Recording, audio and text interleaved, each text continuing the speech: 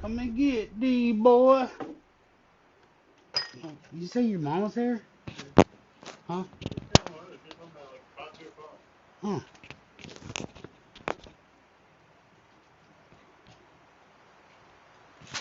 Think she's asleep?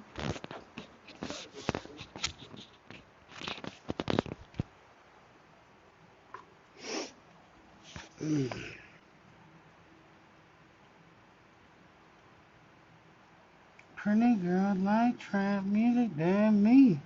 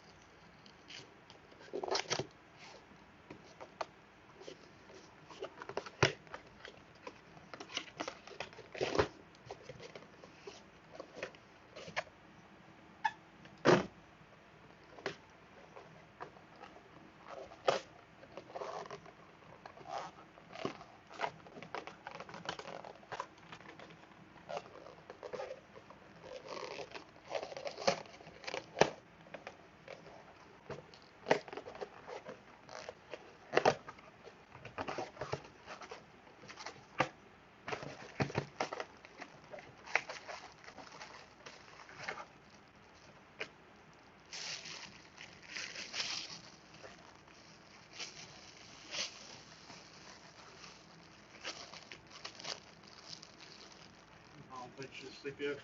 Hmm? She didn't sleep yet. You want to eat on those chicken and broccoli cheese bake things? That Stouffer's thing that I made that one day? Is it like the bites or is it No. the soup, the ball thing? No, it's like a thing that made that when Abby and her boyfriend came over and got that job. Yeah. That shit's fire. I did microwave or the oven? I don't care. Oven. Oven takes 80 minutes, microwave takes 24. What'd you do last time? Oven. 80 minutes? Oh, that's a long time. I know. Fucking I'll put it in the oven. Huh? I'll put it in the oven. Actually a lot better. Actually gets the crispy crust on it. The crispiest, crunchiest? Mm-hmm. Oh. What is there anything I could like snack real quick or? I don't really want a bowl of cereal. You sure?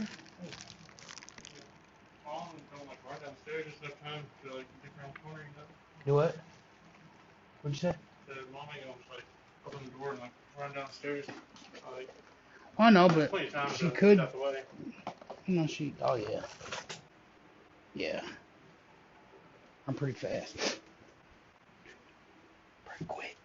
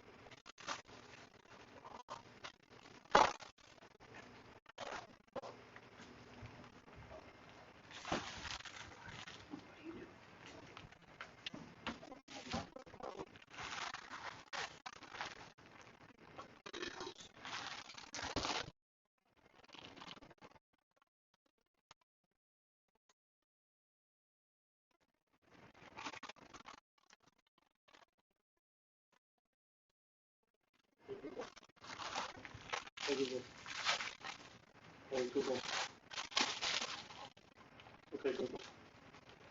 Hey Google, you bitch.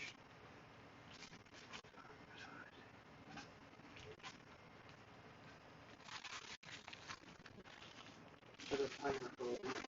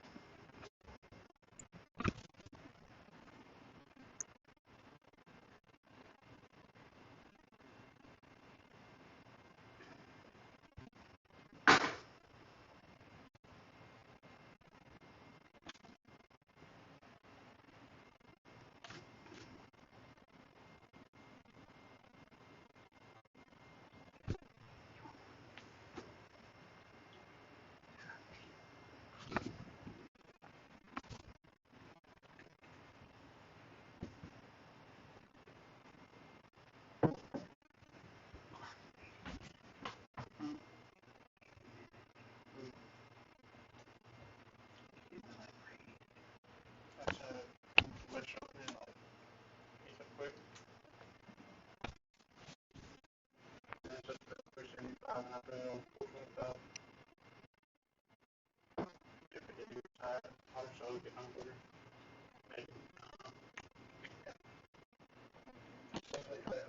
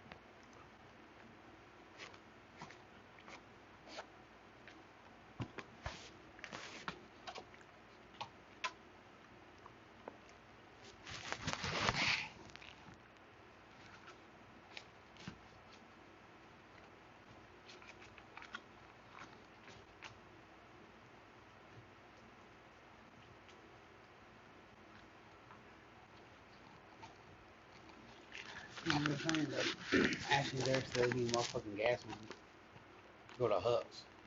But they went to Hickory before they went home. Because he don't need. But he went to Hickory. Yeah. You know what I'm saying? That's the shit that gets me, bro. Like, Jesus Christ. And $2 would have been well enough in gas. Yeah. Fuck a little ass Honda. Sure brought up the fuel pack later on my ass. Yeah.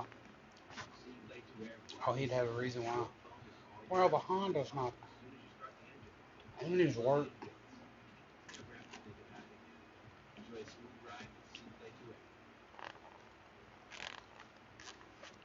Yeah, $2 has been well enough.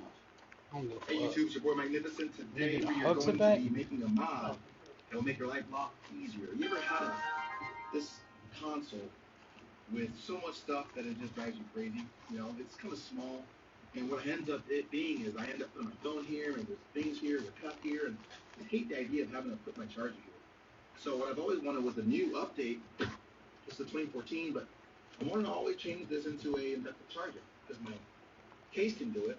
My phone can do it, but this can't. So we're going to do that today. So let's get started.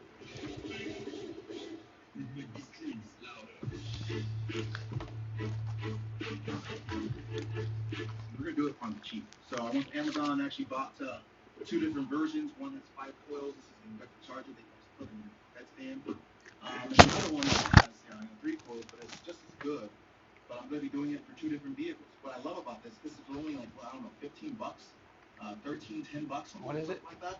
So now I'm going to show you how to go ahead and install it in here. So you don't have to worry about putting your phone here ever again and charge it. There's a little piece here. Here, you use a screwdriver or just a little hand tool.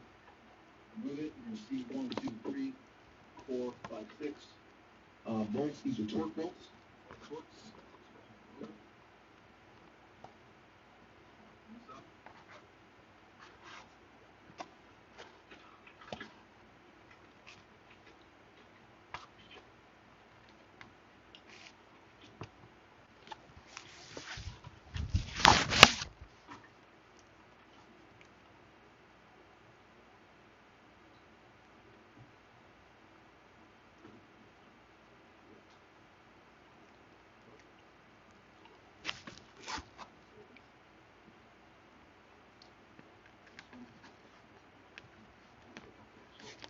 Go ahead and take off the 5 coil.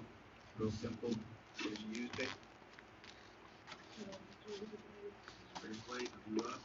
Oh, yeah. Just clip it over and pop it open. Now, right there. Alrighty. Now I'm going to use this little mini screwdriver that you use to take off computers. I'm going to take off these 1, 2, 3.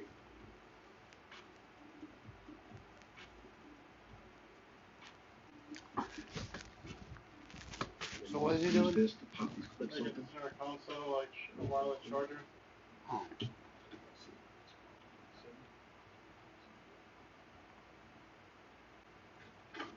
She's out. So for this one, it's a really easy open. You'll find right here, there's little bubble, whatever. I'll pop it on the back of my phone. It'll charge it. Voila, charge it. So now you know it works. So all you gotta do now is pop it right here. It doesn't work on this. Oh, No. it does work. I just wasn't setting it down. Oh, perfect. So it works on both. So even the 3 coil. Yeah, even 3 coil. So even the 3 coil works. It charges through the bigger phones. We haven't tested case? whether you can do 2 phones at once. We'll do another video for that. Some of them do. Recording. But typically you only do 1 phone at a time. So now we go and install. What we do, simply we'll put this like so. And we'll put everything back, test it, make sure it works. Voila. Right, so next step, we're going to go ahead and route the wire. You can either plug it to this USB or you can splice it directly. At this moment, we're just going to plug it in, make it easy. And there's just clips that are right here. See that clip? That's right there. You'll see it. That's off.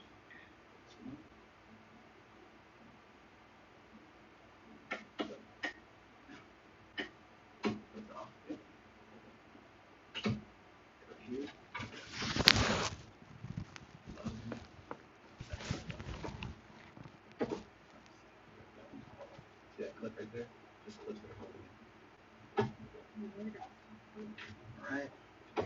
another clip on the other side. Second one. Alright. Stop it up. There should be a clip at the stop.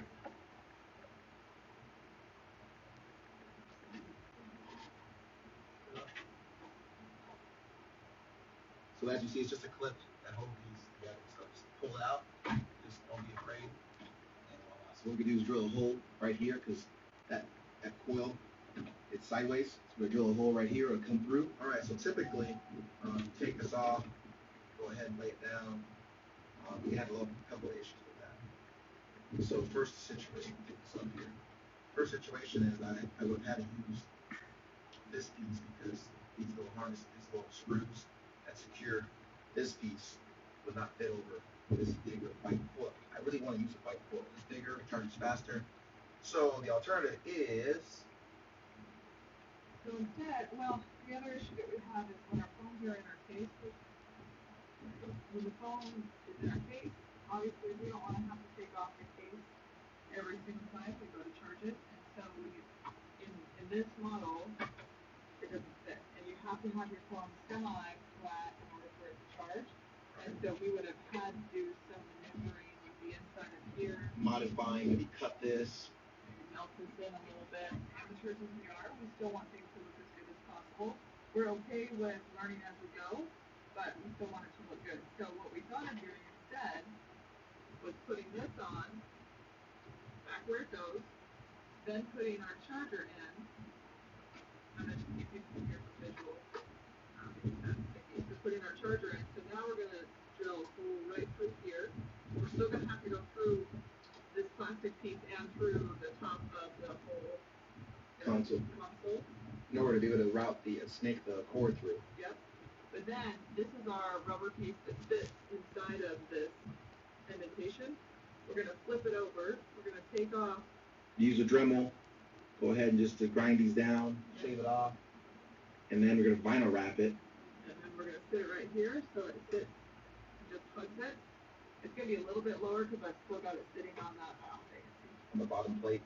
Yeah, I still got it sitting on the bottom plate right here, so it's going to be a little bit lower. And then the phone will just sit in there inside. So. And it charges. We already tested it. It still charges. So at this point, all we have to do is make this look good.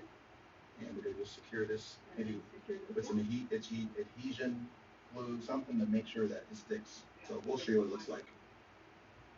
All right, so I'm just going to right here, where the port comes in, right there.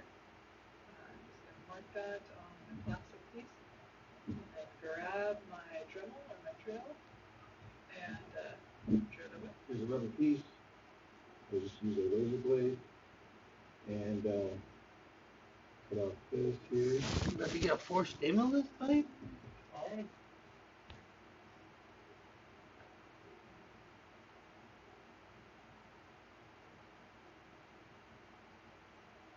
Get it out.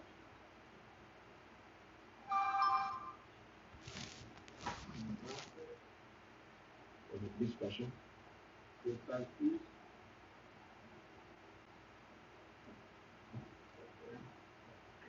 I can get bigger. What I need is the case.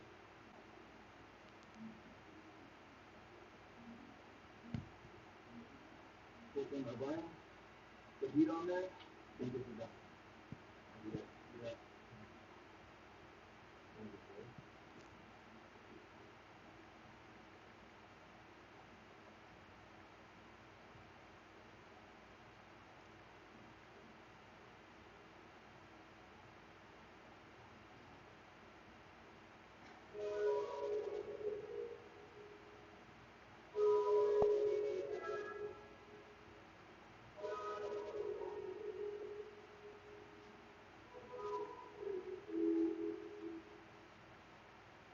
If you want to sell online, make sure you stand out. Go to Wix e-commerce and create a professional online store that will grab shoppers' attention.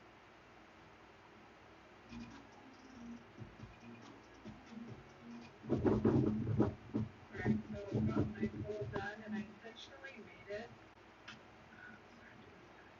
Clean up my hole a little bit, but as you can see, like, it's pretty tight, and I intentionally made it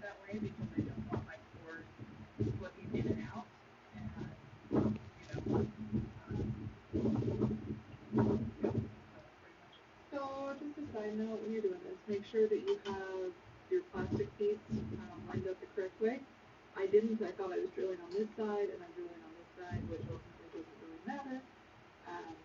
But I did want it on this side because this is where my USB is. But it's okay, I mean, it's gonna work out just fine anyways. So next up, I'm gonna go in here, I'm gonna drill my hole, I'm gonna mark, and then drill my hole on the inside. Alright, so we've got the holes made. We're gonna make it look prettier, or are we? No, because it's just gonna be covered up. Sure.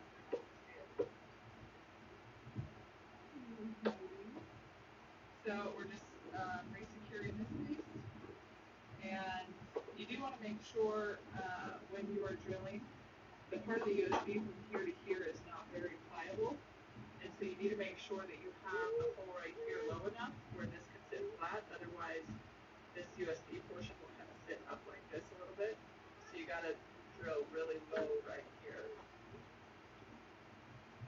What, baby? Alright, so here she is. We got this connected here. And we're gonna put this piece down there. We get Velcro on both sides. You don't have to just run under here. You don't have to make the bottom piece look fine. Just gotta make the back look decent. We have a little mishap here, it looks like. But besides that, doesn't look bad. Let's go ahead and try it out. Key in there.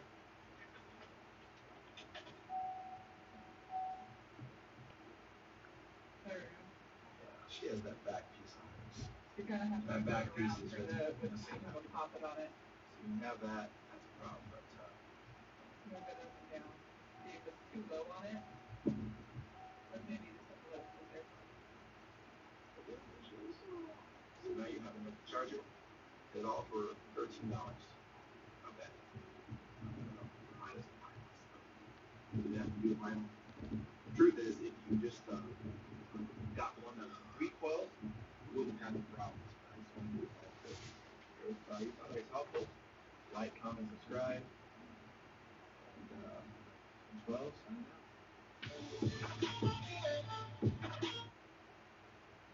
Why is it so hard for hardworking people to find a pair of reliable and durable shoes that can withstand anything that is thrown or dropped on them?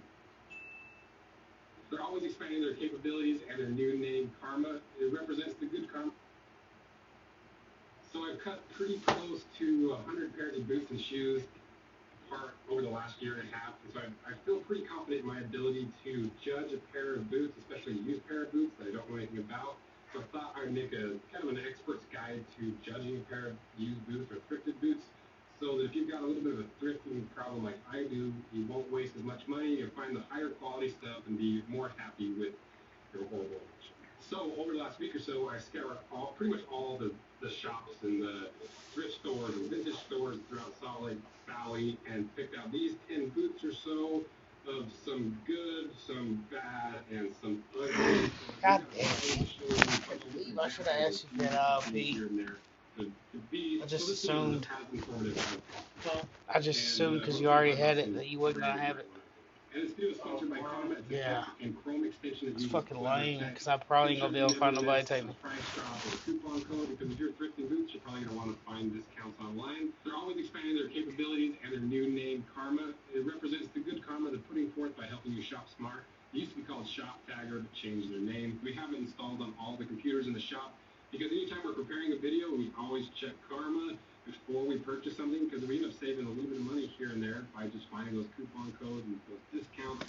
Because why leave money on the table when you can just install a little app? And really all you have to do is just go on your computer, click the link in the description, download that button onto your Chrome browser or whatever you're using. Now every time that you go to your favorite website, all you have to do is click that little side button, it'll open up and it'll check for discount codes. And the really cool thing is you can have it send you updates and new discount codes and notifications for certain things that you're looking for or you're waiting for the price to drop. And you can earn cash via PayPal when you shop from select retail partners. Now more than ever, it's important to get max value. So just take a second and click the link in the description. It just takes a few minutes to download and set up. It's going to save you some money, and it helps me out by helping out these sponsors because they sponsor the video. It's a good one. It's an easy sponsorship. Just check them out. It's in the description. Thanks.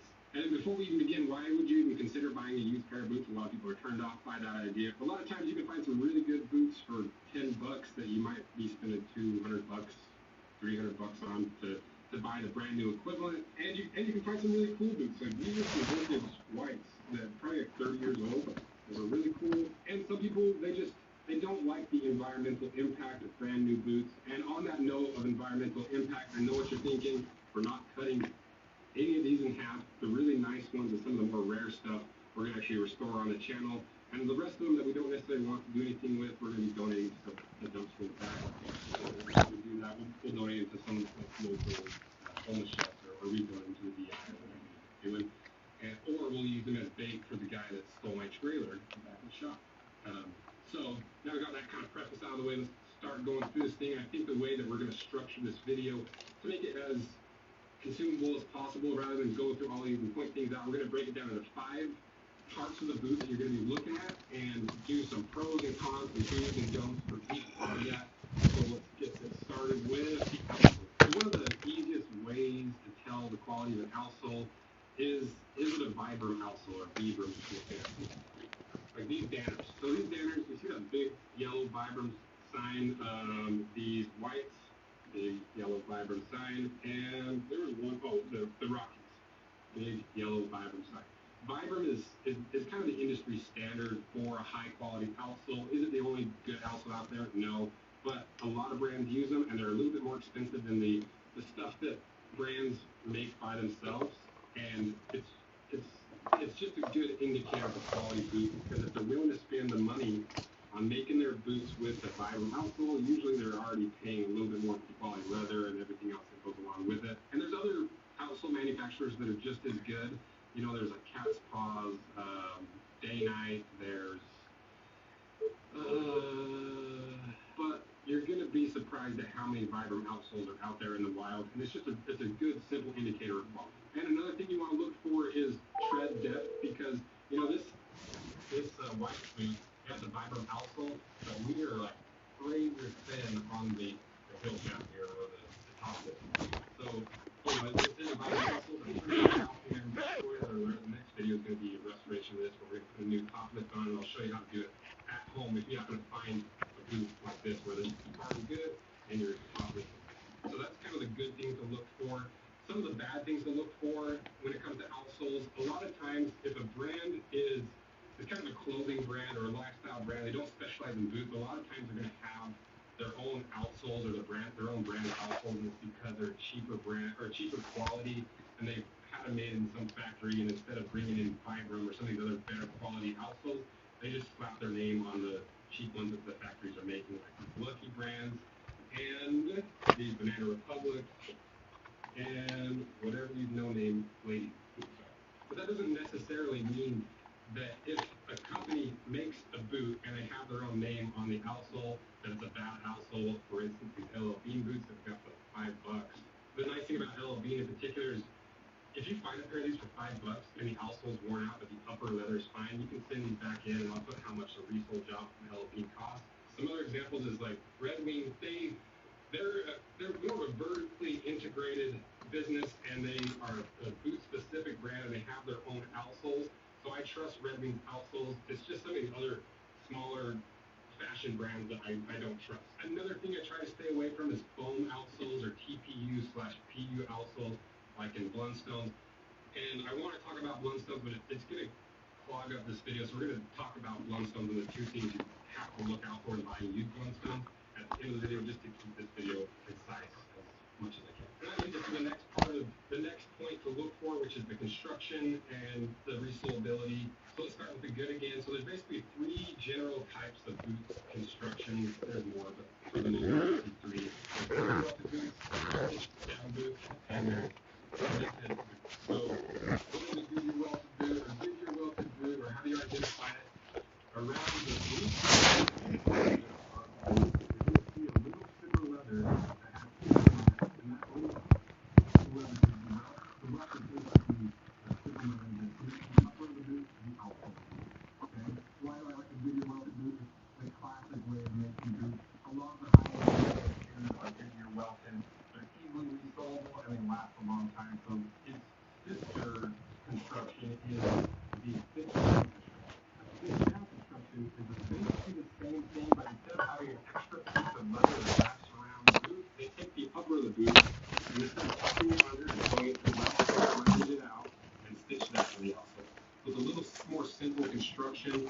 A lot of people don't like it. There's some pros and cons associated with it, but either one of those I like, you know, and maybe I'll make a video in the future and kind of my opinions on it. And the third style of building a boot is cemented, like limestone and these are vehicles. And cemented construction is exactly what it sounds like. They just glue contact cement to the upper to the outsole. There's a lot of really good cemented boots out there, but the problem with it is you only have glue holding the boot together, unlike a Goodyear welted and a stitch down boot where you have stitching and glue holding them together. So when it comes to used boots, a lot of times I'll stay away from cemented boots just for the simple fact that I don't know what the history of the boot is, and how long they've been left in the sun and the heat. I don't know how long it's going to take to laminate and fall apart. So a lot of times I stay away from cemented boots unless all these other things that we're talking about are checked off the list, and that's the last thing I'm really taking a risk. And then onto the back, we kind of already talked about some of the negative aspects of a cemented boot. But one thing that is really tricky and boot makers are really sneaky with is a lot of times you'll find a pair of boots that has a Goodyear welt stitch around the outside. You can see that it's leather, it looks good, but the problem is a lot of brands will fake the Goodyear welt. So this brand, or this pair of Banana Republics, this has the leather welt, it has the real stitching. The best way to tell if it's a real Goodyear welted boot or just a fake Goodyear welted boot, you can kind of pull the upper of the boot away from the sole, not ripping the boot apart, but just enough that you're looking for a little bit of stitching in here. And if you look closely on this one, pull it back enough, you can see there's no stitching connecting it, and it's just glued. Same with this lady's boot. I'm pulling that apart, and all I see is a glue seam right there. Versus a Goodyear welted boot, I pull apart these Iron Rangers, and you can see just a little bit of stitch, not the welt stitch, but the stitch holding the upper to the welt. And you don't want to tear apart the boots at the thrift store or the vintage store, but it's worth just double checking that there's actually stitching going on there. It's not a fake welt stitch. And speaking of stitching, that brings us to the third point, which is the upper stitching.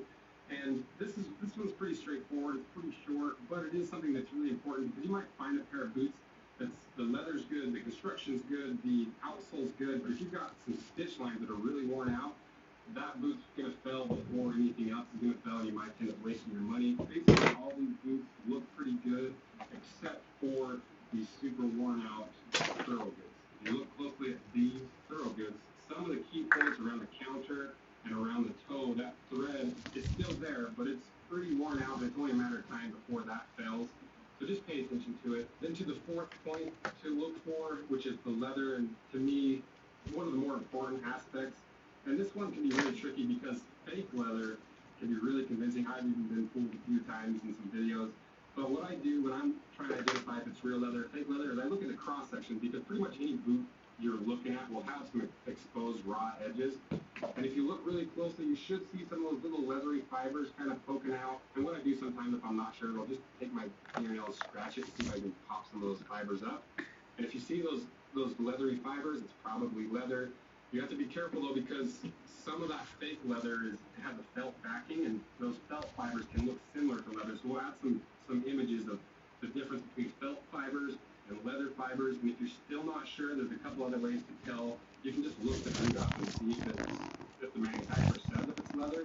You can also sometimes find on the boot it'll say full leather upper or leather components, or there's some signifiers sometimes on the sole or on the tongue. And maybe the easiest way to tell is, I think most boot companies have to declare what their boot is made out of. Sometimes it's on a sticker, sometimes it's on a tag, but I'll put a little chart up here, a decoding chart of what each symbol means. But basically you're just looking on the inside of the boot and looking for those symbols. I'll put it up here. It's just going to be easier to show you rather than explain it all. But if it looks like that leather symbol and it's pointing to the outside of the boot, it's probably leather. And then to the bad, stay away from fake leather, because the problem is, like in these cheap lady boots, that fake leather coating, that plastic coating or polyurethane coating on top eventually starts flaking off. That's another thing you can look for when you're identifying if it's real leather or not. Real leather's not really going to flake off like that. And I don't like fake leather because it doesn't breathe like real leather. It's not as durable as leather. It doesn't patina like leather. And for those of you that are environmentally conscious, to me, I would rather put leather back in the ground that's going to biodegrade rather than plastic. A few ways that you can also identify fake leather is look at the cross section. If it looks like it's felt, it's probably felt. If it looks like there's foam inside of there, it's probably foam. And the last thing I want to cover about leather in this video is kind of in between the good and the bad. Just be aware of the condition of the leather when it comes to scratches and gouges, and more importantly, the dryness of the leather, because sometimes you get some of these 50-year-old boots like these Iron Rangers, they haven't been worn, they haven't been conditioned in several decades, and so that leather's completely dry. And if you took these out and started wearing them without conditioning them, they're going to wear out pretty quickly and start splitting and start splitting off. And really all you have to do is revitalize these and breathe some life back into them, and just add some conditioners. There's two conditioners I really like that don't really change the color of the leather, maybe slightly, especially if it's really dry. I like Chamberlain's and Vic 4. I'll put the links in the description to the ones that I buy. But if you're not concerned about the leather changing colors, where you really want to prioritize the longevity of the leather, get some mink oil, smother these babies up with a few coats, and it'll really saturate into the leather and really bring that suppleness back and lubricate those fibers, because that cross fibers in the frame, if it's really dry, every time you bend it, it's just going to crack and break them. But if they're lubricated with some oil, they're going to just move more fluidly, and it's going to be more comfortable, and they're going to last longer. But conditioning boots is always scary because you don't know what color they're going to end up. So just find a spot on the boot, try a little area that you don't mind if it's discolored, make sure you're okay with the color, and condition your boots. Just kidding, there's one more thing that I want to talk about leather. So sorry if this video is 20 minutes long. I think it's important information. So when you see a boot, sometimes you look at a boot, you're like, oh, that feels like quality. Material, you got a leather heel stack on the heel. I like these RJ Colts and these Lucky brands, but it is leather. But it's not leather all the way through. It's just a thin rubber being wrapped around the outside of the heel. And on the inside, it's just a cheap rubber heel, and it's really hard to tell sometimes. Like when I first picked up these Lucky brands, that's a pretty convincing leather heel stack. And one of the best ways to tell if it's real leather or it's not real leather, if you compare these white Packer boots to this Lucky brand boot, you can see on these white boots that leather is compressed in different ways. It's kind of splitting and it's open, and there's fibers coming off of it, and it's not as perfect looking as these Lucky brand boots. If you look at these RJ Colt boots, right at the corners you can see it starting to pill up. And maybe don't do this at the thrift store or the vintage store, but you can kind of scratch at it and pull it back. Just don't do it. But if they're your own, you can do it. Now to the fifth and final aspect before we talk about what to look for in Blundstones, you don't waste your money, is the fit, feel, and look. It sounds obvious, but it's the one that catches me the most, because I'll look at a pair of boots and I'm like, these check all the boxes, except they don't quite fit me right, or they're lumpy under my foot, or the guy that wore them before, like in these Packer boots, whatever old cowboy was wearing these before me, have a severe outward pronation, probably from sitting on a saddle, assuming he's a little cowboy. And when I put these on, it feels like my ankles are rolled. And so I wouldn't want to wear these boots around all day, every day, because it really, after a few miles, you start kicking your knees funny, you start to get some knee pain, some hip pain, and it can be really bad for you. So just make sure it feels good underneath your feet, unless you're wanting to resole them a little bit like we're doing with these. So now let's talk about Blundstones and what to avoid, because this is one that gets tricky. You might find a pair of Blundstones, you're like, these are perfect, they're Blundstones, they're my size, everything's great. But there's two huge issues you need to watch out for with these Blundstones. The first one is just the general structure of these boots. There's a harder TPU, basically a rubber outsole, but then there's lots and lots of foam all through the midsole. And the problem is, if you start wearing through the outsole, like on these pair of Blundstones, you hit that foam layer and it absorbs water, it wears really quickly, it starts chunking off, and they don't have much life left in them. If they're really cheap and you're just wanting something to kick around the backyard with, it's probably okay, but just watch out for it. And the second thing, this is probably the most important thing to look out for on Blundstones, and be really careful when you're buying Blundstones online that it doesn't have this. A little thing called hydrolysis happens with Blundstones, where if you don't use your Blundstone, all the moisture in the air gets stuck in the little air bubbles in the foam of the midsole.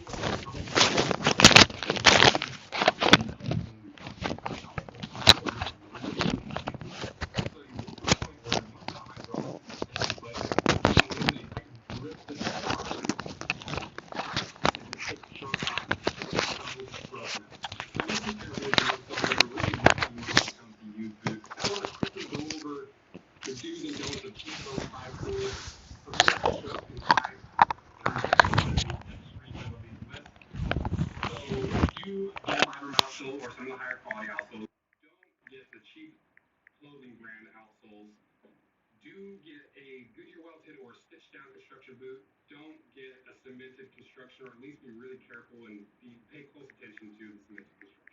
Do get a boot that has good stitching, that's solid stitching all through the upper. Don't get a boot that has really worn out stitching, especially in some of the Bible areas.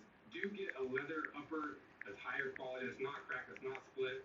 Don't get a fake leather. You're going to regret it. And finally, do get a pair of boots that you're going to wear, that's going to fit you right, that doesn't have any lumps, that doesn't have any pronation, that's not worn out. And don't get a pair of boots that's not fitting you right, that you're never going to wear, because you're going to fall in the same trap that I fall into every time I go to the thrift store. So that wraps it up. Is it a perfect guide? No, I could talk about this for hours and give you a really in-depth thing, but this is a pretty solid list to go out to the thrift stores and at least get you right 9 times out of 10. You're still going to miss some, but it's all the important stuff that's the most vital parts of the boot that are going to give you the longevity and the quality that you're looking for. If there's something, just add them in the comment section, because the comment section, fortunately, on my channel is pretty civil and everyone's really nice and helpful. So the comment section will be a really good resource for this video for the stuff that I didn't have time to cover or forgot about. So thank you guys so much. I'm on the mend from Corona. Apparently, I got Corona. I think the last time I had coronavirus was a false positive. No, it was 6, and this time it's out for 3 weeks. So we're back to full steam. Actually, we're going back to full steam. But we're almost back to full steam ahead. We got some cool stuff coming down in the future that I'm really excited for. And yeah, thank you guys so much for everything you do. If you have not subscribed, just do me a favor and click the subscribe button. That's the #1 thing you can do. It's free and it makes all the difference in the world. So thank you guys so much. And I didn't realize Toaster was maybe blocking all of it. Sorry about that. So, you have any flavor district then? You think it's a your embarrassing streak of draws? I've never been embarrassed about having streaks in my draws. You know, it's all hard growing up. It's a dark turn to make history.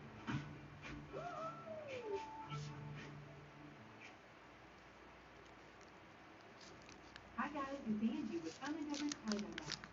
Today let's make a sunflower shirt, but let's put it on the side of the shirt.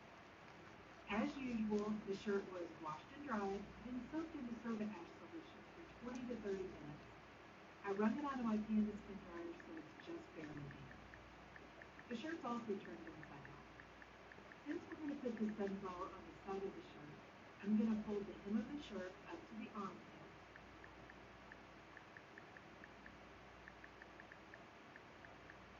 Then I'm going to grab the corner of the hem and fold it back. Then I'm going to fold the other side of the shirt back too. So I'm going to grab the seam, lift the shirt up off of the table, and when I do that, that will fold the other portion of the shirt back. This fold is kind of like folding a fish back.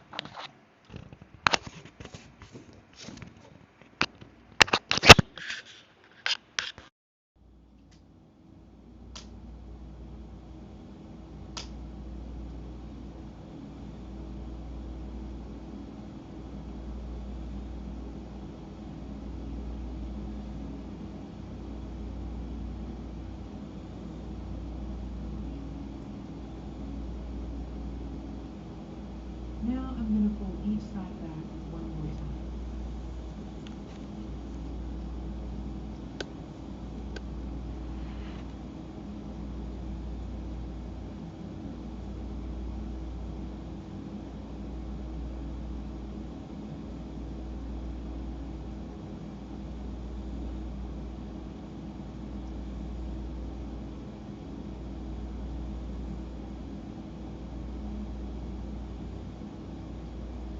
Using a washable marker, I'm going to mark where the armpit of the shirt is, just so that I make sure I don't extend the sunflower beyond that area. I'm also going to mark where I'd like the center of the sunflower to be.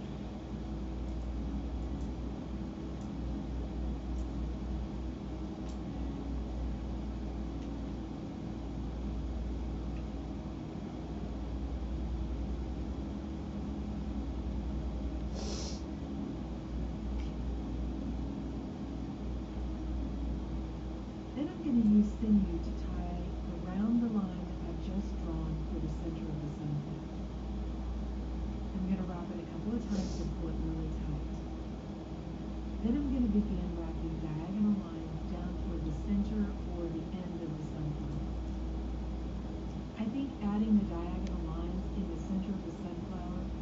the sunflower dimension and makes it look a little bit more interesting.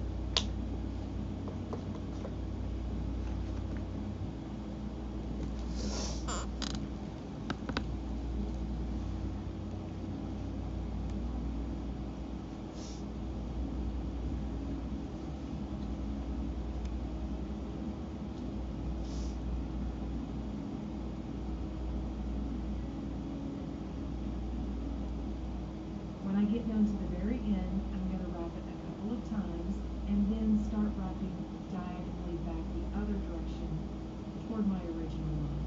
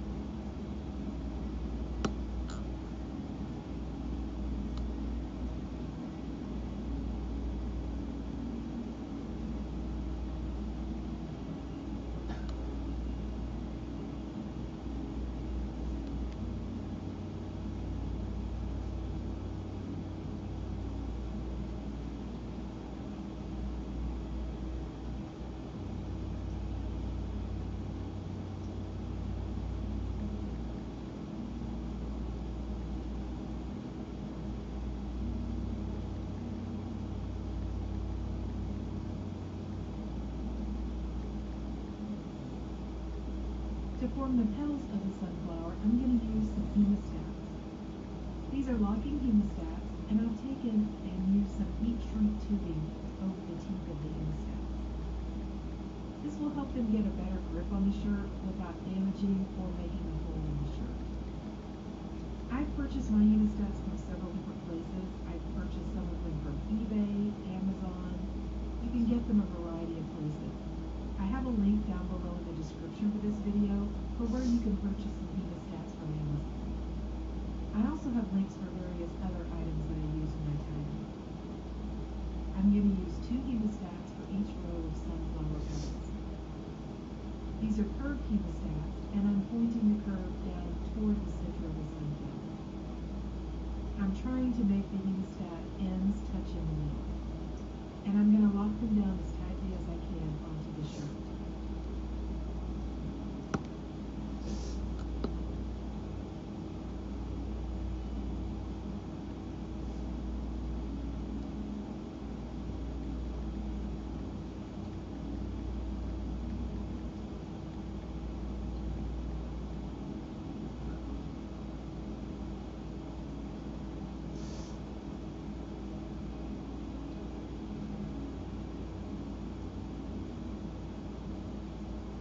I'm going to scrunch the rest of the shirt, so I'm going to unfold it a little bit, and then scrunch it with my hands and hold the folds in place with some rubber bands.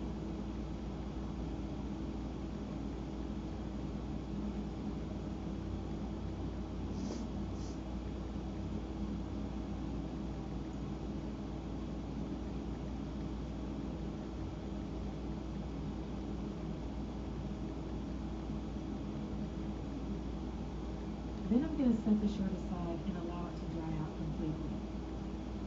Because the inside of the sunflower fold is really thick, I'll get better color saturation if I go ahead and let it completely dry out.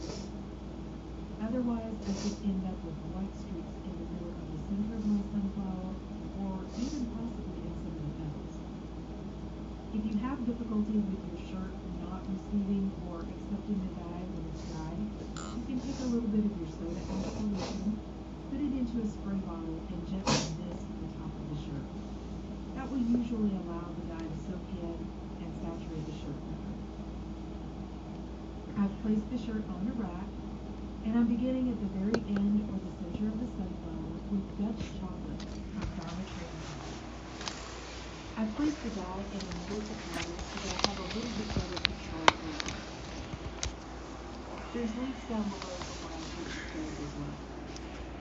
Because I have so many stimulons in this area, I want to go slow and make sure I get all of the dye down into the center of the sunflower.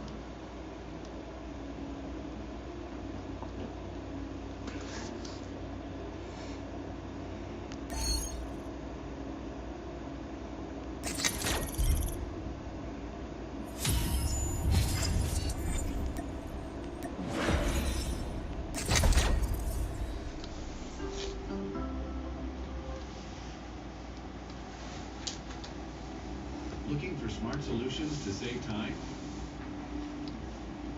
The new Agilent 58 and 5900 IC.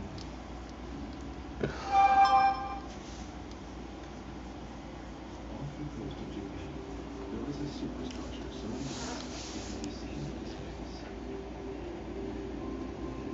The world's first airport in the midst of the sea. The largest man-made island of its day.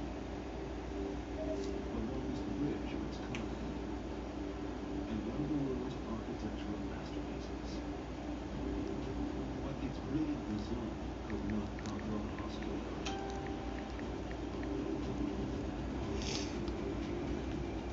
Today, low-tech engineering saves its high-tech engineering.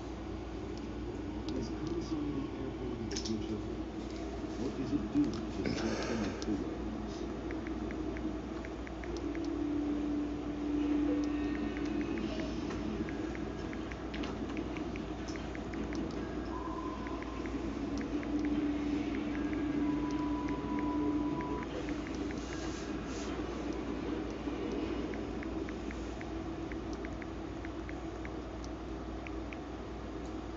Japan, where modern skyscrapers dwarf the monuments of ages past. Where timeless serenity mingles with industrial might. And one of the world's engineering marvels rises from the sea.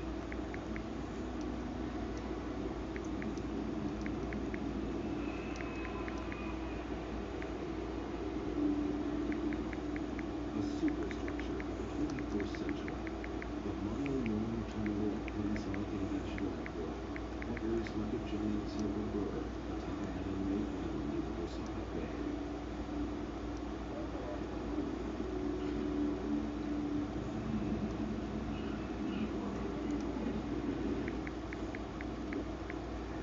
Graceful in design, Japan's aerodynamic airport is a triumph of construction and a technological wonder.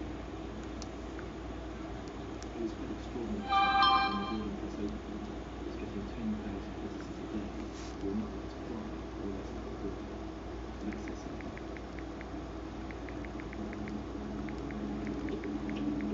To build the world's first ocean airport, architects and engineers put deep into the laws of nature, Fuck you, hard target. searching for You're answers to beautiful. the You're amazing. unseen Get out there and before. kill that shit.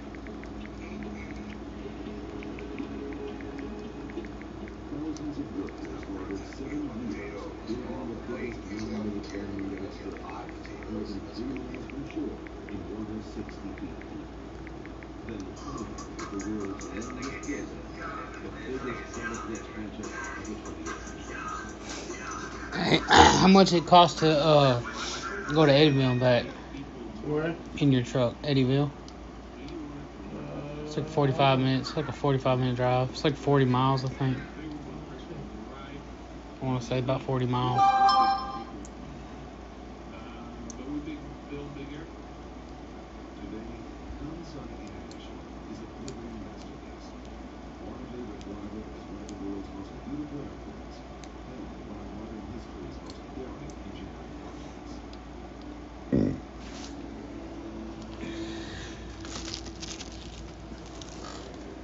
Before Kansai, no one had ever built an island in water so deep or so far from land. From steel girders to workers' lunches, everything had to be transported to the construction site by boat.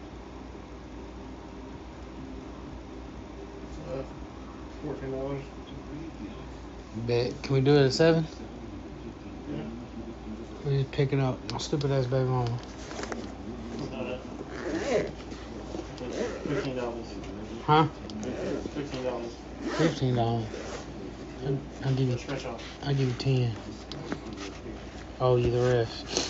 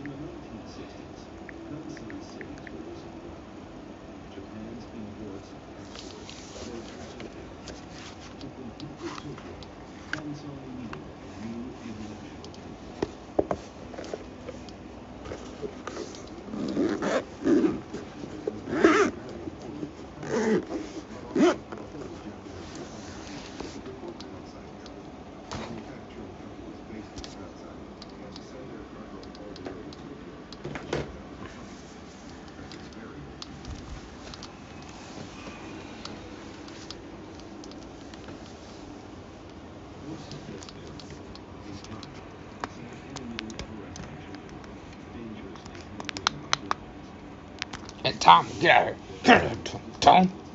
Get the fuck out of here.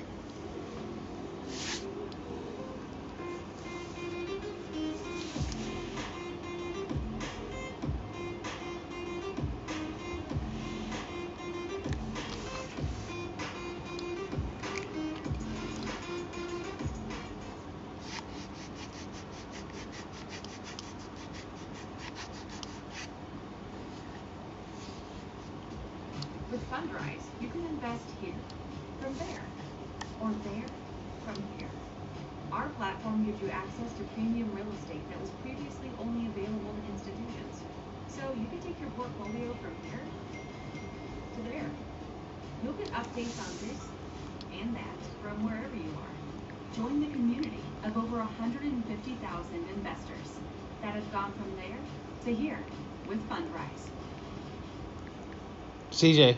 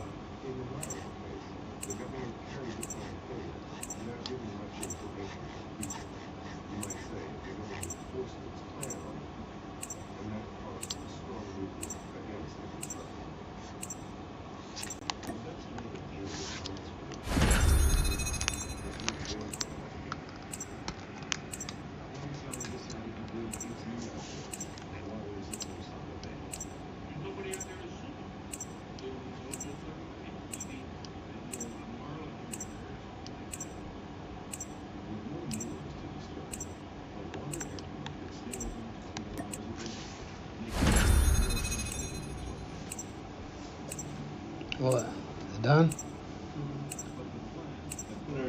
Got about 10-15 minutes.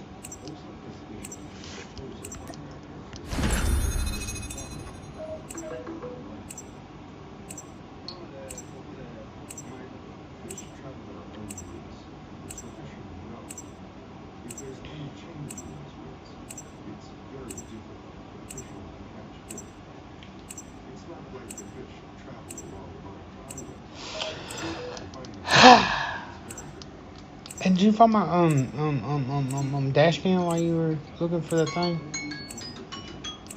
I've seen it earlier though. It's in the floor somewhere. I figured it was on the floor, probably under the bed. Hey Google, set a timer for 15 minutes. 15 minutes. Stop.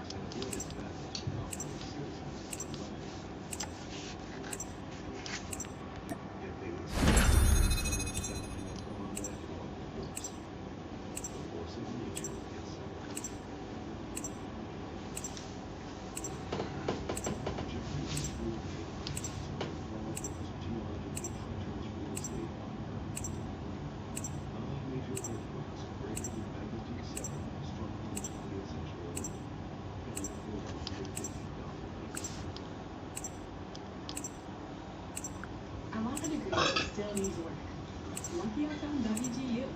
With a 92% student satisfaction rate, their flexible online programs are built for any schedule.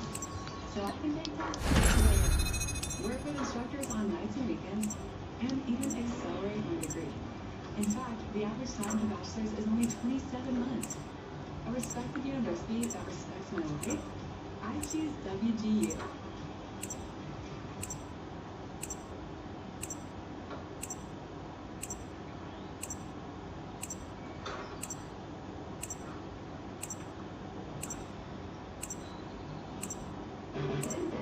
Anyone who knows me knows I am a gym rat, but I was not able to preserve it. So, okay, let me talk move the arm this way. This is a chest press. Move the arm this way. This is a shoulder press. Next exercise. Pop, pop, done. Next exercise. Pop, pop, pop, done. I cannot think of anything the gym has that my tongue can't do.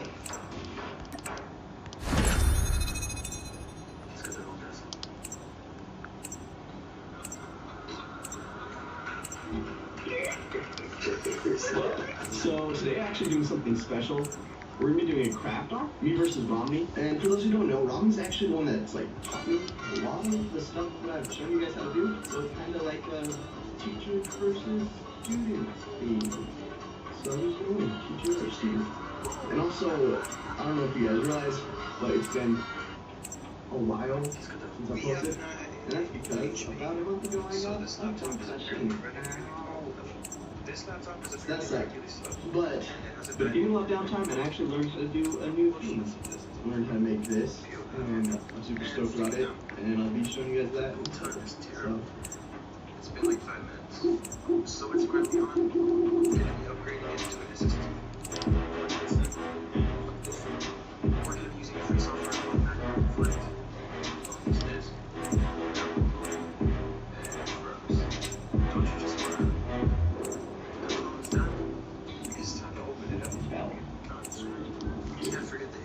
So, today, we're doing something special, and I have a special guest.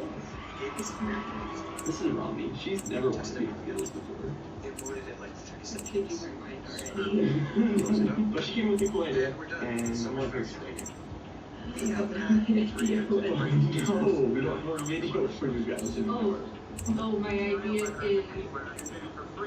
we're gonna do a craft competition where we both have the same prompt or theme, and we're gonna have the same amount of time, and we're going to have to. You guys want to job. We also asked you guys on Instagram. Post. Dude, you're a menace, dude. I've never read this before. Scares me. But it's your green fear of it.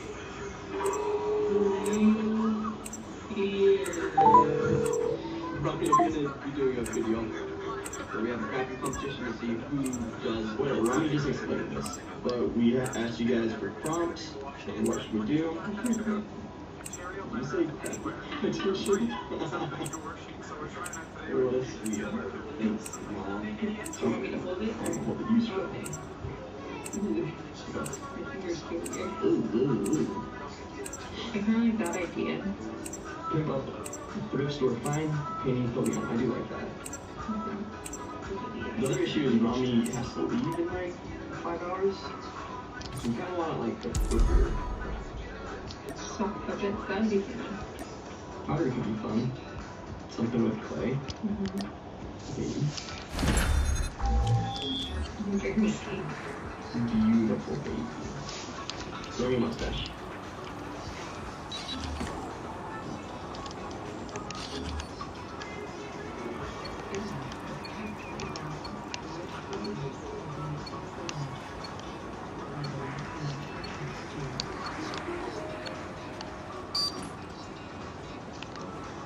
Hardpoint identified. It's too close. Fight harder. Hardpoint locked down. Hardpoint contested. Enemy in sight.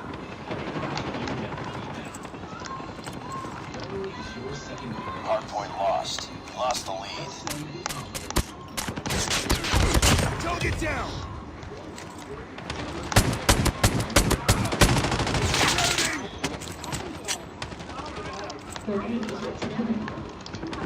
Reloading. I got shot. Tango down.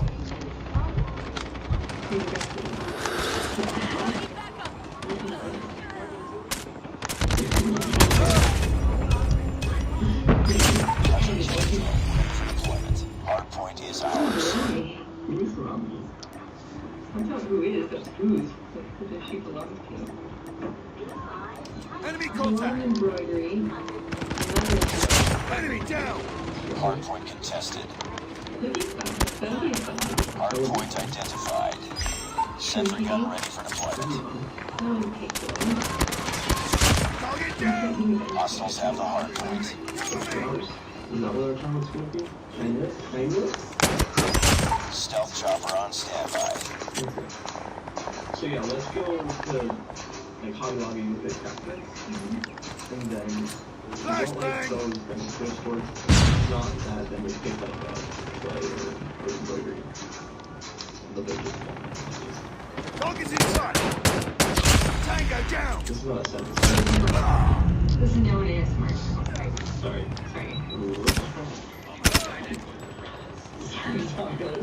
Okay.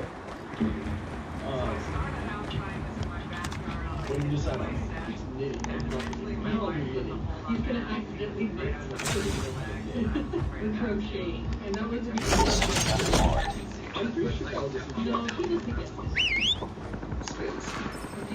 Friendly stealth chopper inbound. our viewers. Friendly hunter-killer drone deployed. Hardpoint identified. So I should go. I decided what I'm gonna do. Contact with enemy. Target down. Hardpoint locked down. Alright, let's go. So far, Hardpoint contested. best. I'm gonna just knit a Need backup. like a little sailor beanie. I think that would be fun. Enemy down. That's what we're probably do something. Hardpoint contested. Too much man. This one. Tango down. Okay. Hardpoint lost. my look or will I expose? No, you can look out. So now. Target's in sight. Okay, this is gonna try to get big. Enemy down. Oh my gosh. Do you imagine? Hardpoint identified.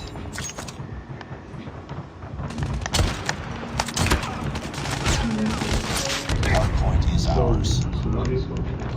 If I do this one, I bought something like this. And then Hardpoint contested. Enemy down. Yeah, we have to do that. There's some stickers. You're learning how to knit?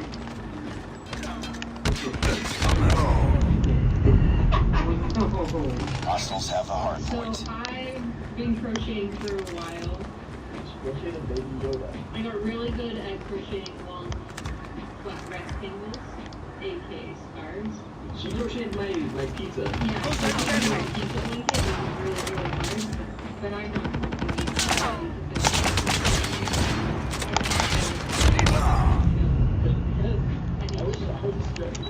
stressing out. This is fine. I'm stressing out.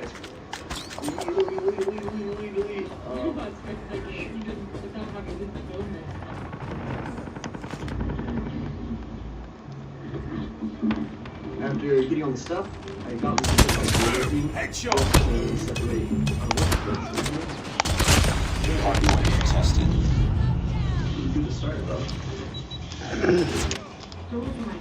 Be advised, hostile stealth chopper inbound. Hardpoint contested. Target down! Hardpoint contested. So Ryan was making like a little leopard person. So she just like sketched out kind of the design, what she wanted to do, what colors to go wear. And I Headshot!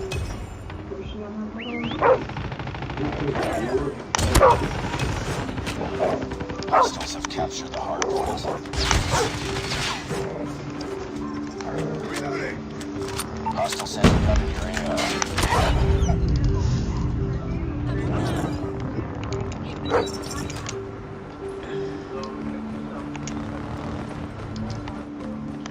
Enemy contact! Enemy down!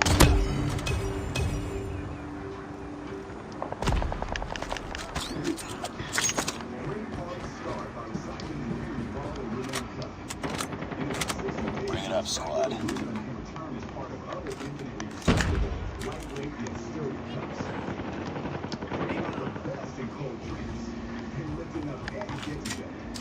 EMP!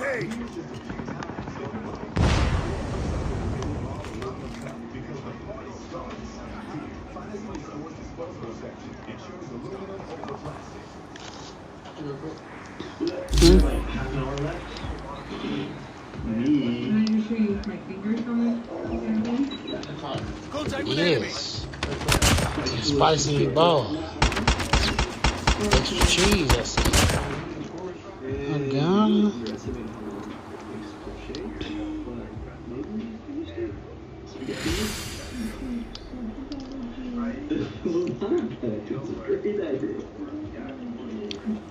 I don't love mine.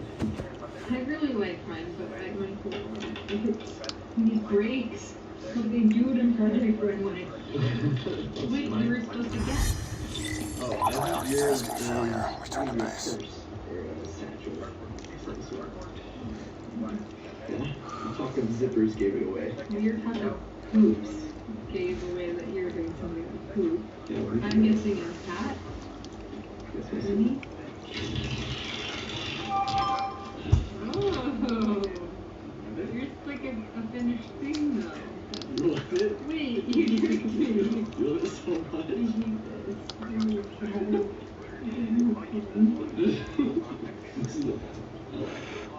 I want to even do this. I don't know, but I just want to say you. It's for a baby. Baby. Oh, Yamaka. I'm never going to be a kid. Making up crafting now. Just too bad because I have to teach a fiber arts class tomorrow. I guess. Who won? Someone with a finished pad or someone with just a rectangle? This was supposed to be a Which do you like better, pads or wrist? You decide. I will defend mine, that mine was a very complicated panel. I think I did a really And we'll let you go home so you can sleep and go teach class. Yes, so. I'm just So, thanks for coming on the show. wasn't that time. Bye, Romy. Bye. Whatever. So Romy had to leave. I wanted to try my hand at crocheting. So I could teach you guys in the future. So I thought I'd try out the yellow again. So I just made a slip knot and followed some directions I found online to make like a ribbed beanie, but it wasn't working out well, so I just unzipped it, broke it, whatever, and thought I'd try again using that purple stuff. And I used a smaller hook that was made out of metal, and that seemed to help a little bit. And kept adding layer after layer until we had a hat. Or what looked like a hat. And yeah, it's a little small, but I thought it'd be cool if I added a little woven label on there. So I made a little loom out of cardboard and some pins. And then, just like using embroidery floss, I did everything I would do on like a normal size loom, like I did on one of my past videos. You can check that out if you want. I make some movies. But this was pretty fun. It was cool to do like so small. If I were to do it again, I'd probably make my work thread a little thinner, but still pretty pumped with how it turned out. Then I just folded over the edges and sewed those down, and boom, got a little woven knot. Now I just need to sew it onto the beanie. I'm gonna do that super sloppily. I did it sloppily, but I thought it was cool. Here it is, and just like the one before, it's really small, but it's cute, and I don't know, pretty pumped actually how it turned out from like the first time. And also I wanted to show you this one because it's so small, and I didn't realize how blurry the footage was until I started editing it. And I feel like everything you guys just saw probably about a month ago, but like the day after filming, I actually got a concussion.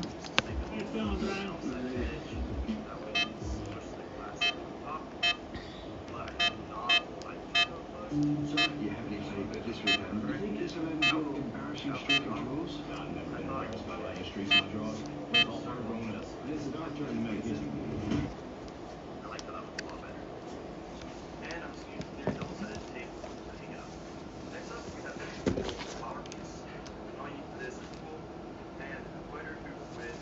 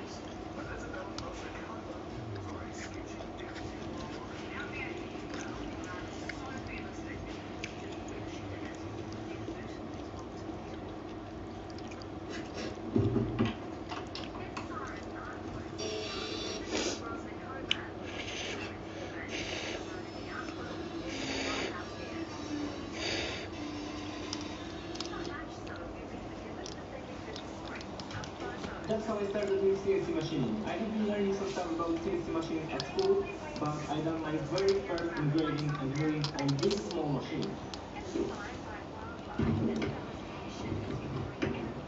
Then I built Java CNC and never used T8 again. But why? That's the topic of this video. I will compare T8 to Java CNC.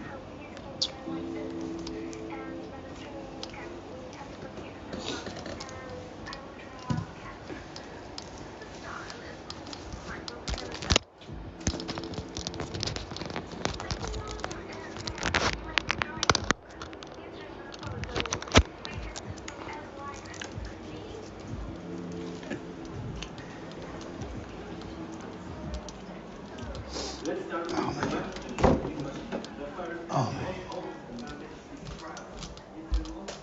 Oh man.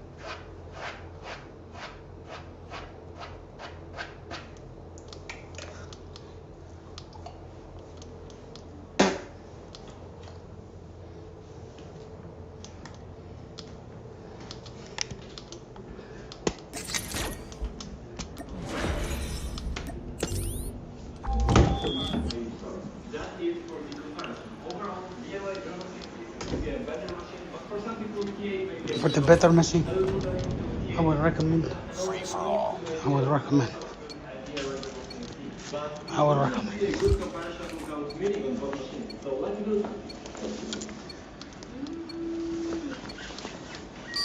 Do. Can I talk my shit now? And touch fucker off his head now.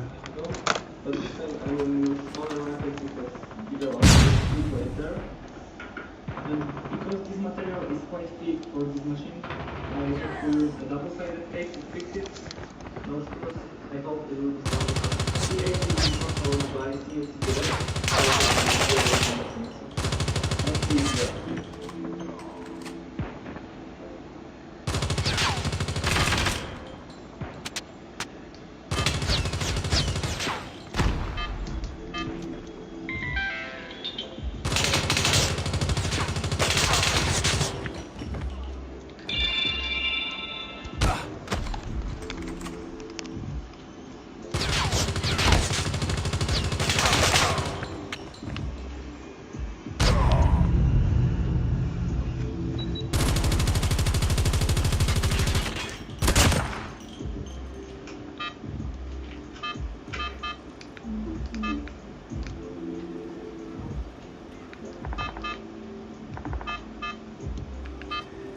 Remember what I told you? 775 DC motor isn't the best builder out there. I was wrong. It did a nice job, especially on the console. I did a bit of post-processing and we have a decent racket. I decided to go with feedback. Heads up, team. Enemy UAV spotted. But I could go faster without any problem. This 775 motor isn't that bad.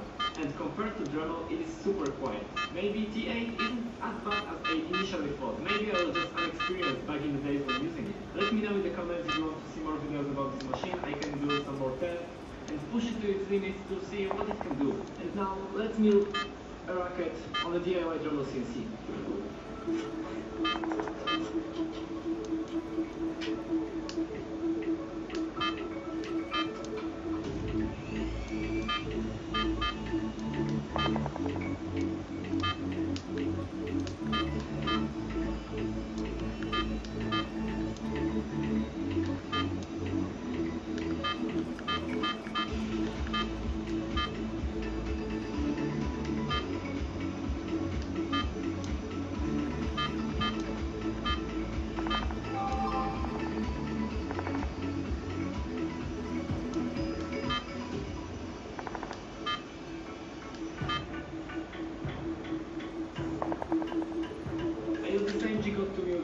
But this time I made it 2 times faster, and it's really hard to say which one is better. Both of them look almost exactly the same. It's up to you what type of machine do you prefer. The main difference is size and easiness factor. That's it for this video. I hope this comparison of entry-level CNC machines will help you with choosing your own.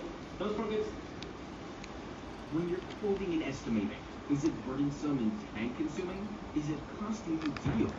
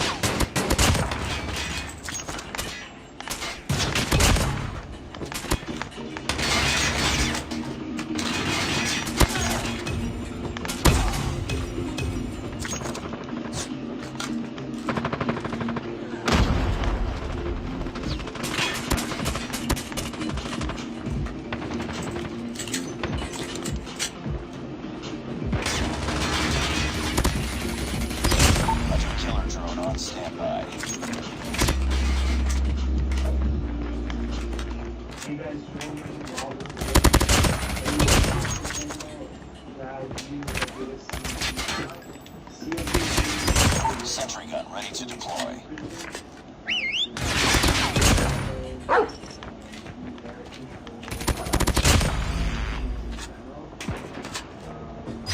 Stealth chopper waiting corners. On this one,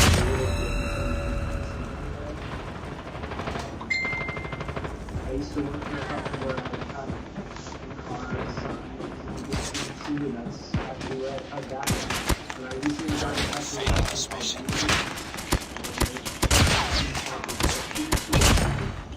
it runs off a pretty familiar board. Stealth chopper inbound.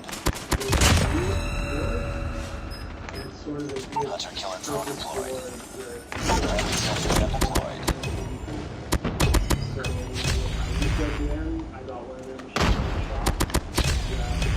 Put a review of it. And show them some of the progress I've made with the team. And show them kind of what when it comes to CNC stuff in the future. So let's go take a look.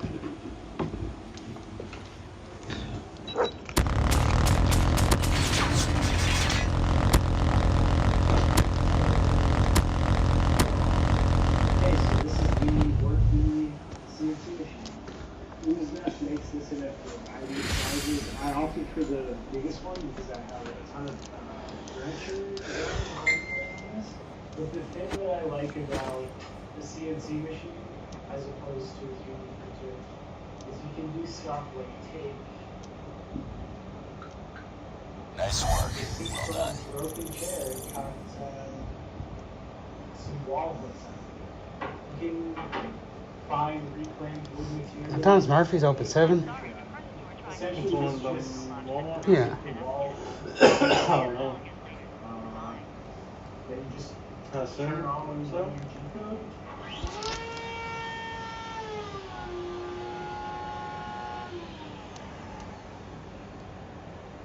It's pretty loud. It's pretty cool. So if you're not familiar with CNC routers, what you do is you subtract material. So you have stock, say like this old reclaimed chair seat, and you remove material to make the part that you're after. Whereas 3D printers It's open right now. so you're adding material to create a part. So with that being said, there's a lot of dust that gets generated while you're cutting these parts. So I've 3D printed this dust collector here. This protection is hopefully dust free.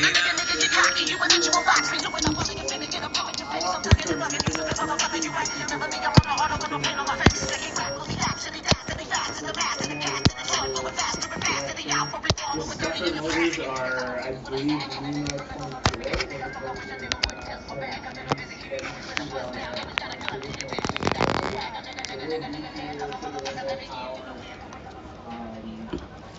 like more than up to the task for CNC machine.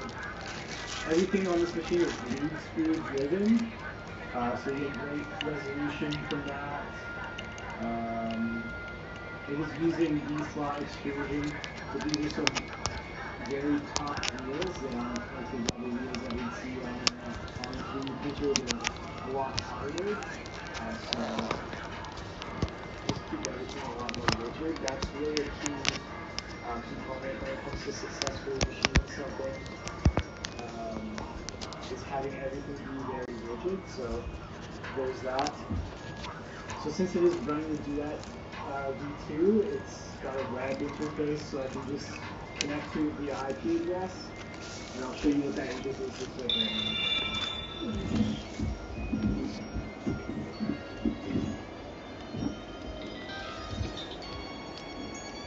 So this is the dashboard for the working CNC machine. For this control panel, it's basically just one idea. So all the files for the settings are on this side. So that means that it's pretty simple to use interface, super clean. Okay, so that's it for me on this one today, guys. I hope you're as stoked as I am to see what this sort of budget space, installation and disassembly of nuts and bolts isn't very productive, and the resulting design will quickly add up to both lost. This same smart CNC router is capable and costs only $200. Let's see exactly what it can do.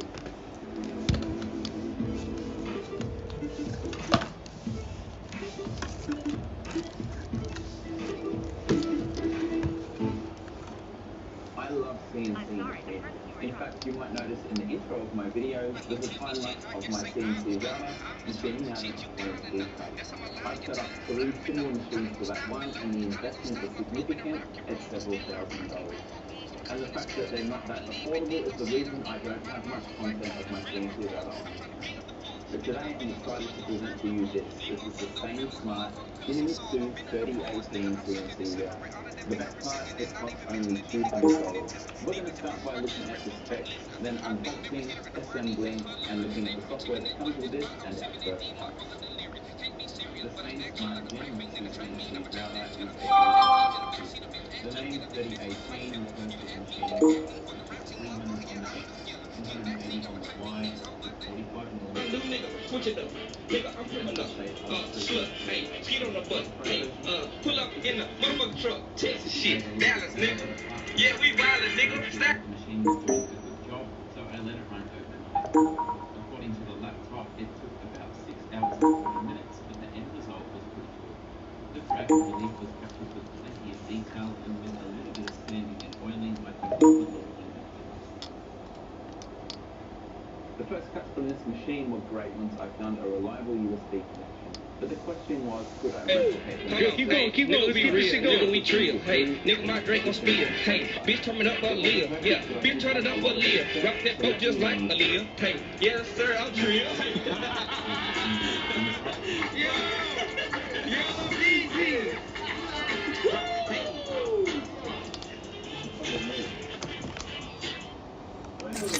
Mr. Knight here. Today, the girl I'm gonna marry, the Mariah Carey song, we're singing different.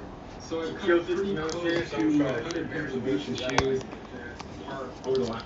You know what I'm talking about? Hi guys, it's Angie with Fun and Never Spider. Today let's I don't fuck with these niggas cause they shame. These bitches, they just wanna have my baby. Born in the 80s, crank baby. Mama, she was in the streets, so guess who raised me? You motherfucking right, couldn't get it from my mama, so I got it off the block. Working my whole life, but I ain't never pulled the clock. 9 years old, I seen a nigga do a shot. Damn, niggas quick to run their mouth when they get jammed. Pussy ass nigga tell it on his own fam.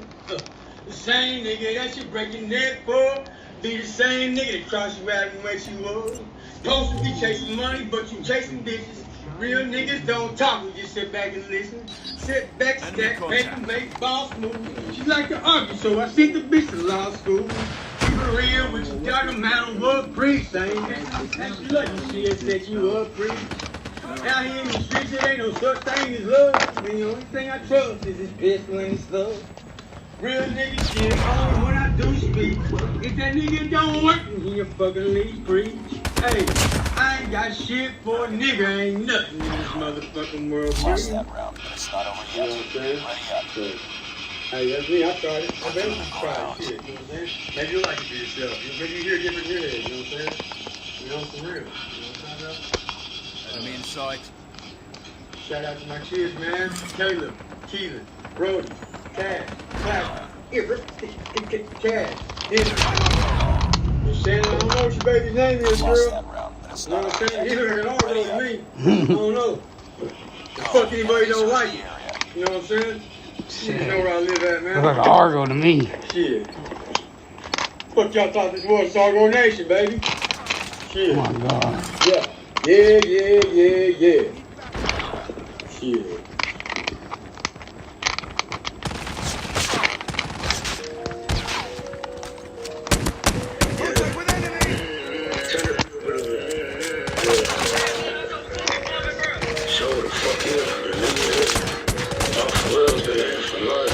Diss me one more time, mama vacate for a month, dog. We gon' take this face off, fuck that 30, get this part. Oh my fucking God. Got it just like half on eat at lunch. You stuck in the truck, don't need a plug, fuck a front. to your brother, hey, you tripping with my run.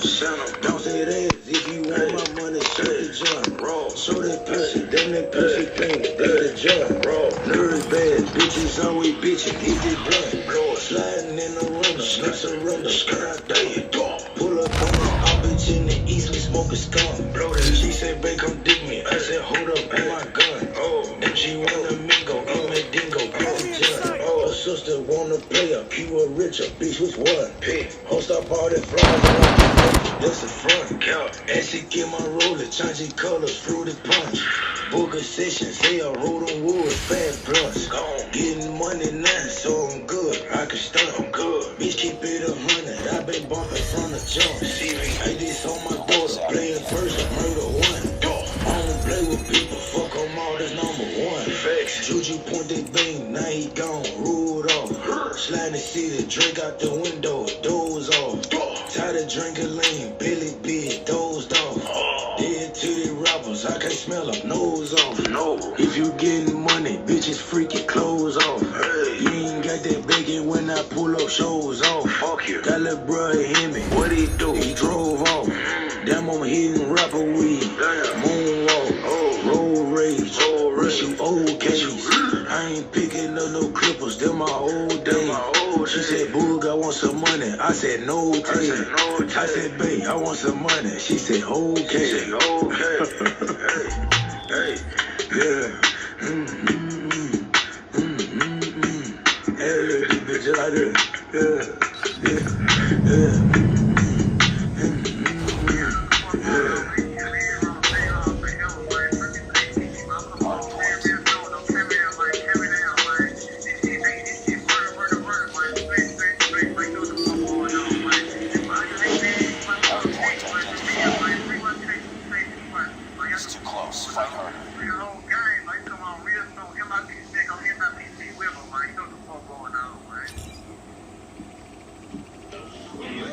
Hardpoint lost. Lost the lead. As I lay, the silence is deafening. The quiet volume 10, it's happening again. How do I stop my brain from shaking me up? Why you waking me up? I'm Larry, I'm Jay Spear. I'm not sure if I'm supposed to be here. I hope I don't get in trouble for rapping, and I hope that girl don't get pregnant. We're tapping. Wouldn't you mind getting out of my head when I rap? But what if my records are whack? And what if I flop, man? I don't know shit. Larry, you worry about this stuff. Thanks for your rap, though. Was it okay? But when I rap, they want to hear violent jail. Cause I deliver the swift axe show. Hello, I'm Jason. I'm sorry. I just don't perfection. My name is Rush, and I'm barely used to it. What's happening, y'all? I am no control of me.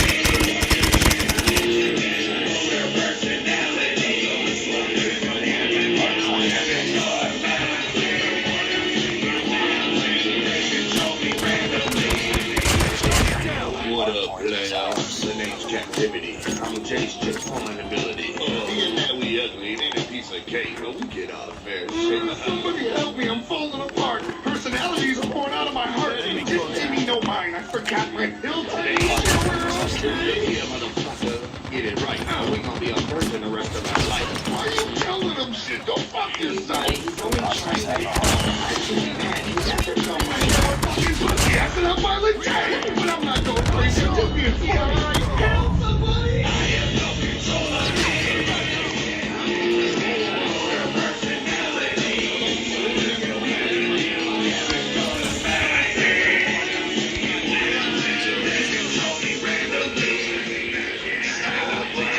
I'm sorry, I'm out of control. I got personality issues for show. All I ever wanted you to hear was violent shit. Well, excuse me then, I'll get out of your way. Wait, I'm sorry, Fred. Tell him about you. Well, I handle the smarts for our Mr. Bruce. I once read a book. I have a 9th grade degree in movie kids. You don't even use your damn sorry. I don't get it. You know who's probably hearing from this. All we need is good showing up. He like pussy. Throw me a beer. The name is Butch. I'm Jay Baker. Well, get me fresh. We going to jail. Easy, man. Here, have some NyQuil. Leave the beat down to Billy. I have no control of me.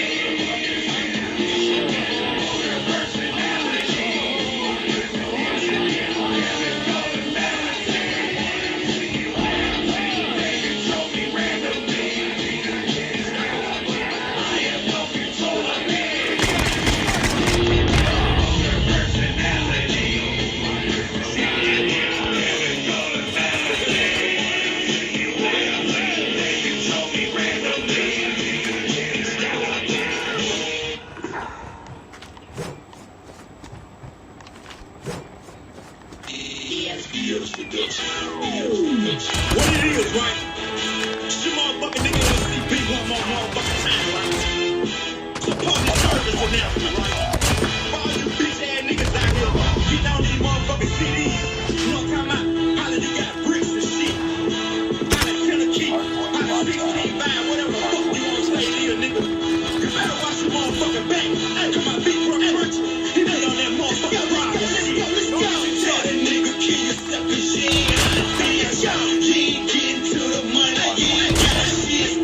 All you niggas on the track that say you got bricks. My big brother, he be on that ride, bitch. Tell that nigga kill yourself, cause she ain't hot, bitch. You ain't getting to the money. You ain't got shit.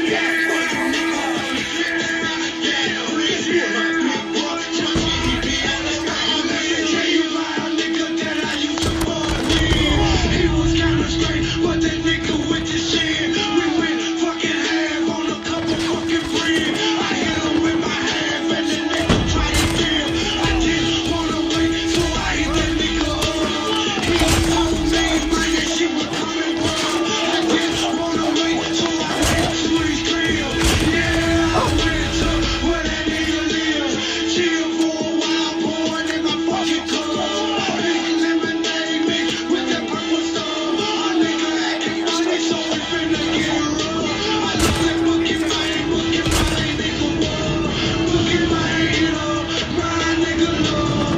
Love came in with that nice fucking jam. Hearing this bullshit goes again. Tell a nigga that I'm robbing, let him get his money. Tell that nigga kill yourself, cause she ain't hot, bitch. She ain't getting to the money, you ain't got shit. All you niggas on the track that say you got bricks. My big brother crunchy, he be on that ride, bitch. Tell that nigga kill yourself, cause she ain't hot, bitch. She ain't getting to the money, you ain't got shit. All you niggas on the track that say you got bricks. My big brother crunchy, he be on that ride, bitch.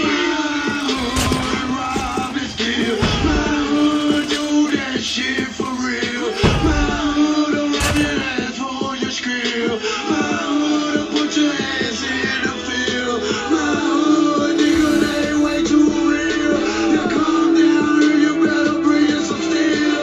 Cause in my hood, nigga, we appeal. Your jacket and motherfucker come around here. So keep on talking that bullshit. That ain't shit, get your nigga deal with. You ain't on me, nigga, that ain't it. You ain't on me just like a bitch. But fuck it, I'ma tell you simple and plain. You might as well go do you mine. You ain't on me, I'ma do the same. I told you motherfuckers I'm about my shine. Tell that nigga kill yourself, cause she ain't hot, bitch. She ain't getting to the money, you ain't got shit.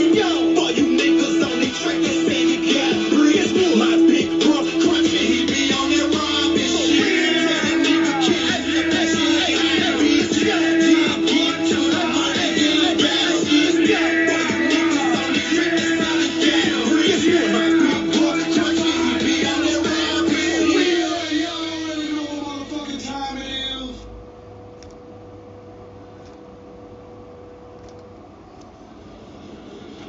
Y'all know how it is. I always got to shout them kids out, man. Ashley, Kelsey, Darion, Man, Sinclair, I love you, baby. Y'all already know what time it is. Love for the kids, baby. All my baby mama, kill yourself.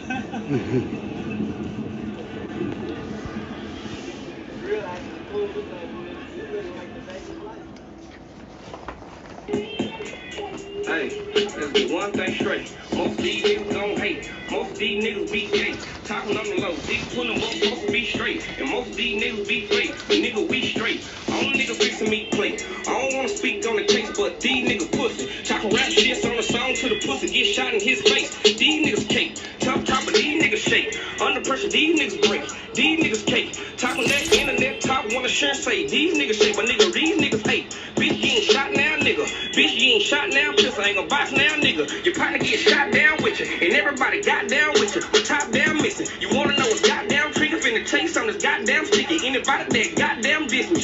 End up swimming with the fishes that's goddamn trigger. Better stop now, bitches. I ain't got time for these bitches. Spit by some line with these bitches. I ain't grind with these bitches. So I'ma not try for these bitches. bitches. Now I won't cry for these bitches. Push out the ignition. My partner just got out of prison and ready to body a nigga. Shot him a nigga. This shit obvious, nigga. You don't want problem, little nigga. Inside a gorilla. These niggas talking but whisper. Do you want talk about hitters? If I say that, I got a price tag on a nigga head. I swear to God they gon' get him. Want him dead, him dead. He shot, let her 33 shots. Soon as the beat drop. These niggas spit, box a fucker, let's beat box. Neighborhood, nigga let the seas lie. Pull up in the T-top, try them in a D-shot. Top floor seaside, let them kill a creep by. Shit get wicked, so I brought the girl Reese. He men a block to his feet, watch his ass sink now. Pussy niggas pink name, niggas is pussy. Pussy nigga can't punk me.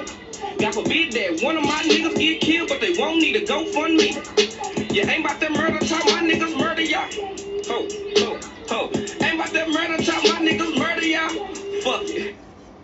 There it is, y'all. Take a look at that palace. Hey, fountains of Alizé at the amazing, devastating, out of control wizard logo on a gold flagpole. Let's roll front door, ring the bells. We here, free beer, we there. I'm so glad to be there. We can tell they be smoking on something, Sonic. I smelt it in the hallways. I'm always on it. Ask the God what that shit is. It's Gizzard the Wizard. What, he don't share like a big nerd? He was like, fools get their gizzards chopped when asking around about the wizard's crop. When I thought, what you thinking? Was that ABK? Just stick to the hallway, okay? Go away. At the wizard's gates, we all knocked and we walked all in. Let the party begin. Ballin'. Come here, delete the big W.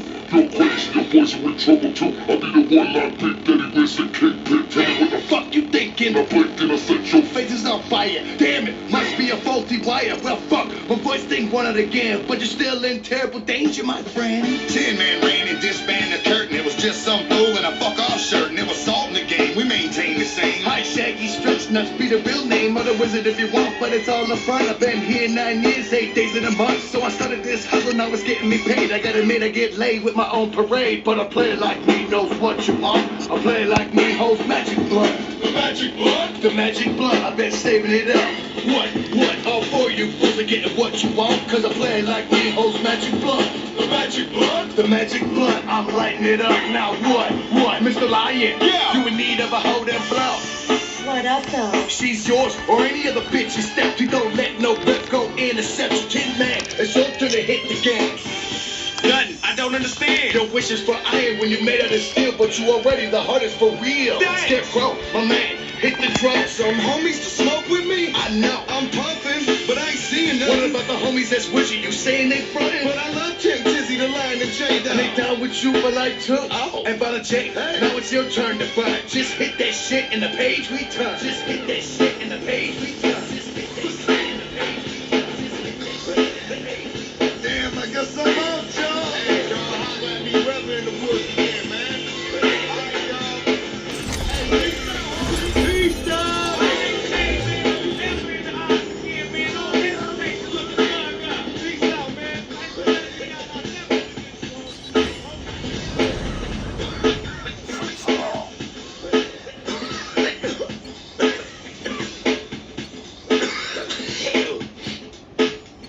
That was it.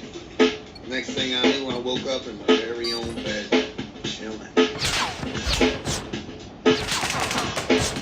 That's just exactly how we got. That's what I feel.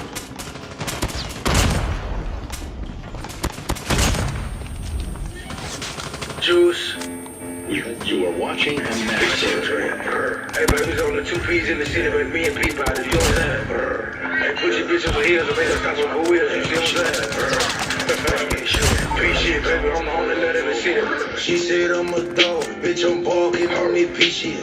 And my teacher see, yes, they thought I wasn't gonna be shit. Girl, look at Boogie, bitch, he thuggin' on that G shit. Shoot that Drake, jump in that water, Draco, chopper, CC. She said Boogie real, no, I'm solid, I see me. Pull up on me, that how we be super, we do defense. Get back on the E-way, hop out walking, we delete shit. Bitch, I keep my banger, don't do features, fuck a remix. Case closed, still told Draco. Yeah, cafe pussy raw, don't do stain hole. Yeah, every brother with me got a bankroll. Yeah, AR-15 coppers, bitch, we ain't throw. Juice, juice, juice, juice, juice, juice, juice, what I got, juice, juice, juice, juice, juice, juice, juice, yeah, big booty, pain, show that pain. Yeah, stand up, everything. Now you find Lucas. Try to play up on the book for some big rubies. Don't go to your last dude. Get that fake Gucci. For you bullshit. This ain't a stewardship. Check out my wrist, bitch. I make money. Say I'm bullshit. Bitch, I'm smooth up in these streets. You think I'm loose? They gon' lose. Had to kick out that cookie over bullshit. Get out. Bitch, I'm solid and I got a chick. I'm white for a sin. Shit, this fat, jump out that drink. It's toy. Yeah, damn, what wrong with you, boo? I heard voices. This bitch red and this bitch chocolate. I got choices. Juice, juice, juice, juice, juice, juice. What I got? Juice, juice, juice, juice, juice, juice, juice, juice.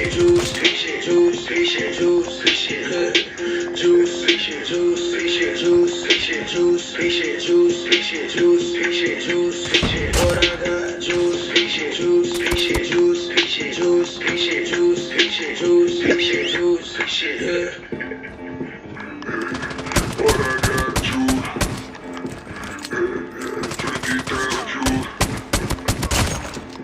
Purple fruity loop.